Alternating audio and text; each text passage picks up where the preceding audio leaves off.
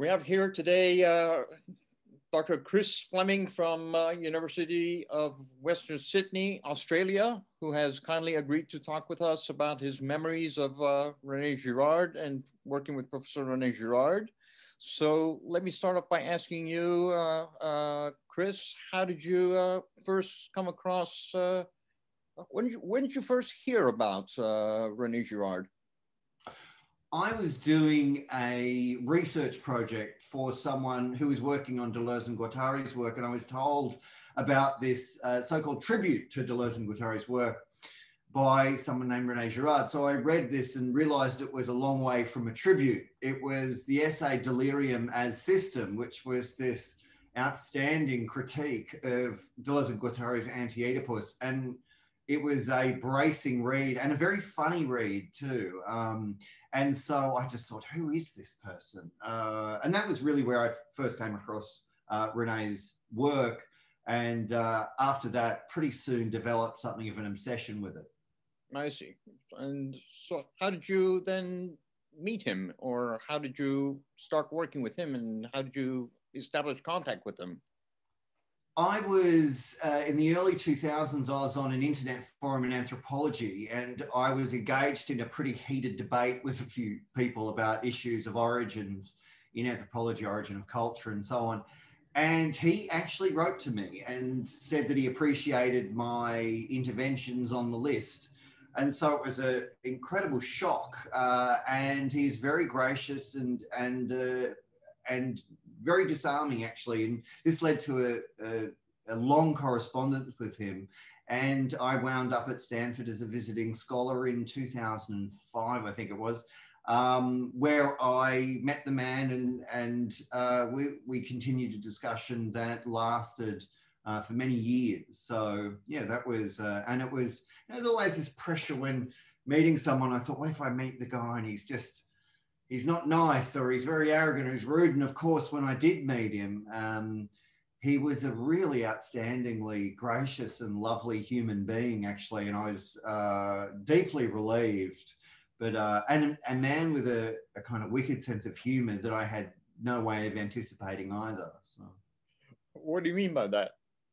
Oh, well, I mean, there's a number of different, I mean, there's a few things. One was we're sitting at having lunch at Stanford one day, and I'd realized that after about an hour of talking, he hadn't really said anything. He was just firing questions at me about what I thought about this and what I thought about that. And I thought, this is an astonishing situation, this young academic from Australia being interviewed by this, distinguished intellectual. And I thought, I want to hear his views about things. But there was this kind of humility in him.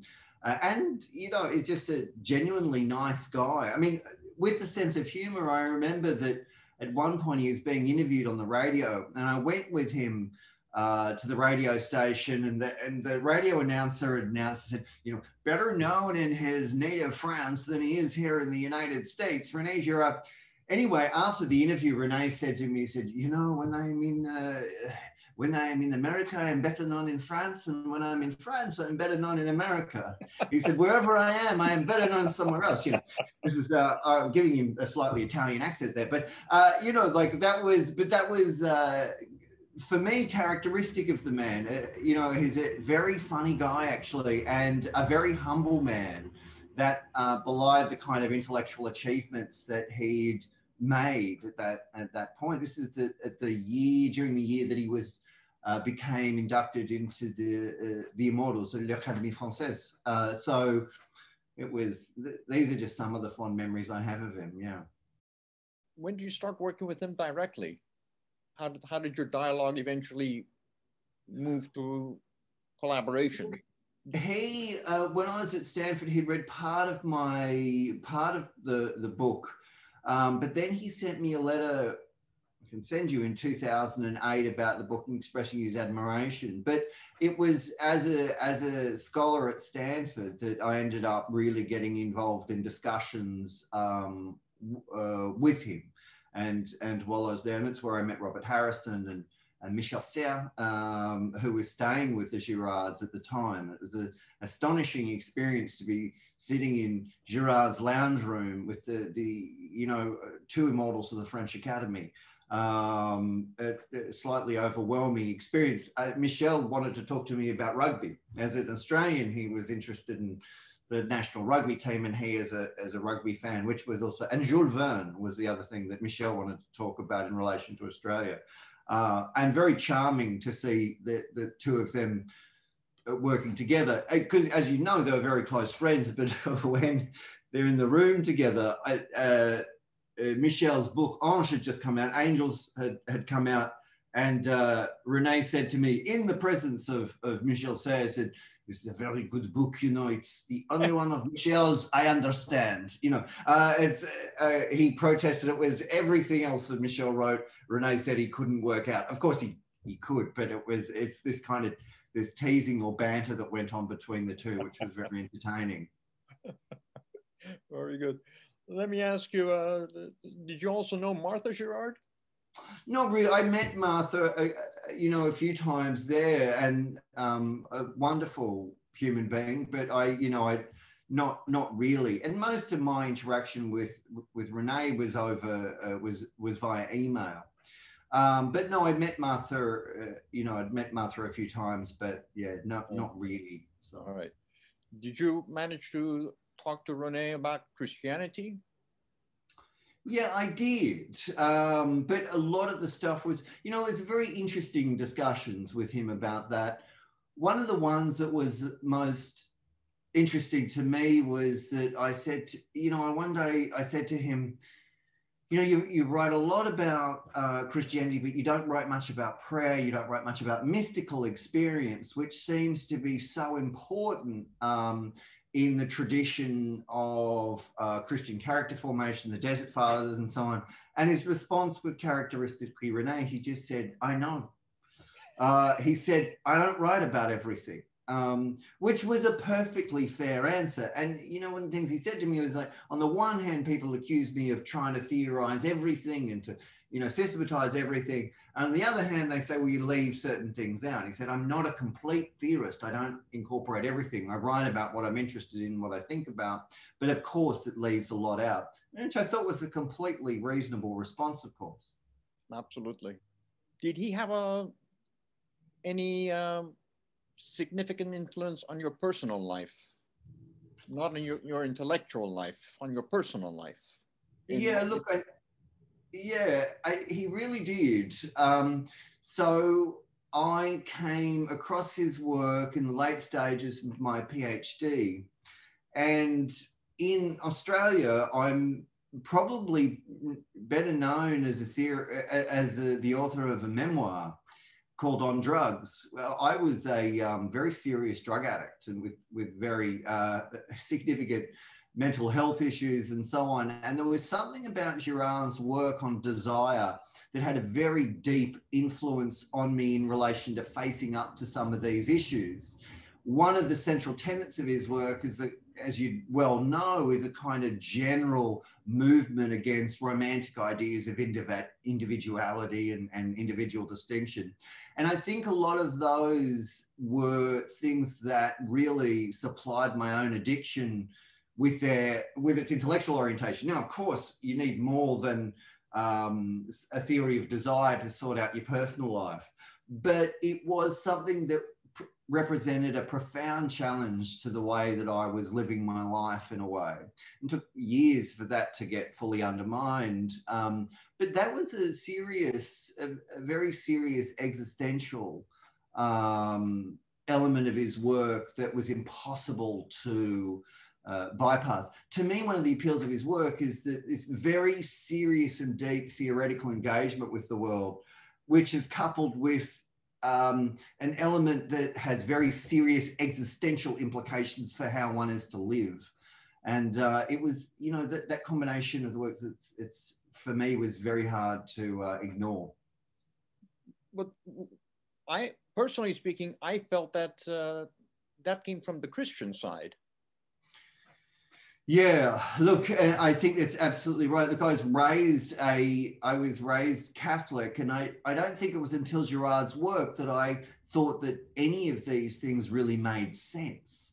I had no way of comprehending what any of these stories were apart from supernatural myths that sounded very similar to a whole lot of other myths that you come across in classical mythology. And it was Girard's work actually that allowed me to make sense of these in a way that weren't just kind of plausible metaphysical tales, but had something very essential in terms of their wisdom or their approach to human life. They were anthropological tales, as he'd put it. They were forms of wisdom literature, you might say.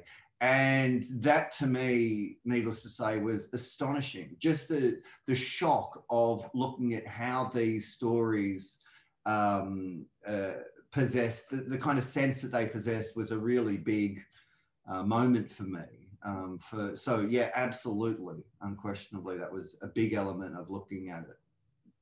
Do you know Jean-Michel Ourland's work at all?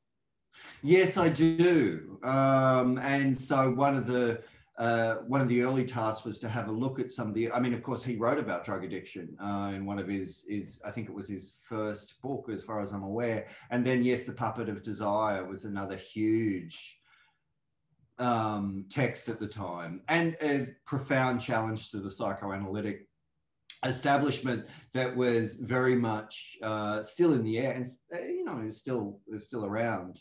I've come to, like Martha Reinecke, I've come to appreciate psychoanalysis more the older I've gotten, not seen them as psychoanalysis and mimetic theory is necessarily in conflict at all points, but it was a much needed cleanser, palate cleanser at the time, to come across Orkulian's work and Girard's work at the same time. That incredible dialogue that they have with Le Fault in Things Hidden Since the Foundation of the World. Yeah, right. So what's your favorite book of Girard, if I may ask? I think it is Things Hidden Since the Foundation of the World. There's very, the mounting intellectual excitement that I got reading that book. I mean, for a start, I was stunned by the title. Who's going to call their book that? In the contemporary, French intellectual climate, it was just the most outrageous title I could think of. And this, this dialectic that goes on between the three of them, where occasionally one of them saying to René, you can't possibly be saying this. And René, of course, says, yes, I am. And it was Girard at his combative best. You also see it in the Diacritics interview, where he's wanting to, he's got this energy for taking up debates in the academy, of course, interlocutors like Levi-Strauss and Freud, but also taking on, Heidegger, Lacan, Foucault, even all in this book. And it was an amazing experience for me, a kind of sense of mounting excitement as I read that book. And that to me is still really the major text for me, not just because of its content, but its format is something that I just, really loved. And it's a huge, huge experience for me reading that book. What do you think of Evolution and Conversion? I thought that was a very good book. Look, it's fantastic, and it's a very, and there's, yeah, it's a beautiful book, and similar in its format, that interview format. Girard was very, very good on his feet in a way that a lot of intellectuals, I don't think, are. They're better in the monograph form. Girard was, of course, very good in that form, but often his thought was most alive in these dialogues and exchanges. And I think that it's one of the reasons why we end up with so many, a significant proportion of his work is in the form of dialogues and various kinds of discussions. He was very good at that form of discourse, which of course goes right back to the conference, the Symposium Disorder and Order that was at Stanford in the mid-80s. Right. And you see the kinds of discussions that go on there, all amazingly transcribed in that volume. And you get a sense of someone who appreciates a challenge and is very good in intellectual discussion. What do you think of his last book?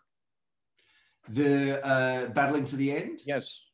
Yeah, I enjoyed it. I felt, in a sense, there are some problems with it. I think ultimately I've got more faith in politics than Girard did as a mechanism of deferral of violence. And I think his energy to play Clausewitz off against Hegel, to make Clausewitz the master of theory and of the understanding of history, and Hegel is this kind of idealist in a very particular sense of that term, isn't convincing to me. But on the way, there's some remarkable points, and for me, it's a very interesting book too, because it's a substantial engagement with history in a way that many of his books weren't. And he's trained as a historian. So it's something I really appreciate, even if I don't ultimately buy his strategy of playing a certain version of Hegel off against Clausewitz.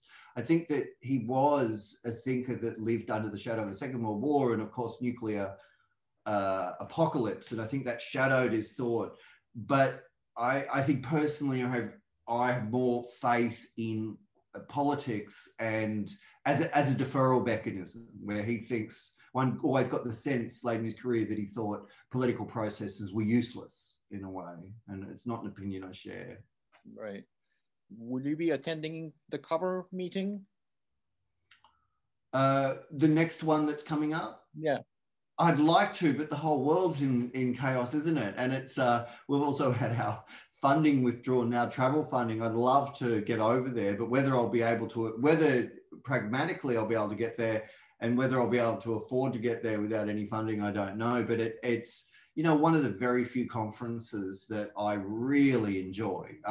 It's a real testament, actually, to Girard's work that the feeling or the energy of those conferences is just so singular in my experience. The kinds of conferences that are out there. I think the generative anthropology conference is smaller, but it's has a similar collegial energy to it. But the cover conference is a really beautiful experience, and seeing old friends, and yeah, it's great. I'd love to get there.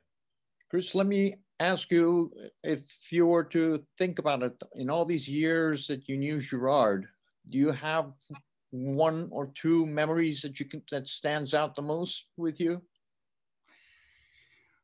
Yeah, I think just sitting and having lunch with him and talking about the world, and the way the conversation would flip between the quality of the bread we were eating through to, you know, the First World War and to some literary text, the fluidity of the conversation, and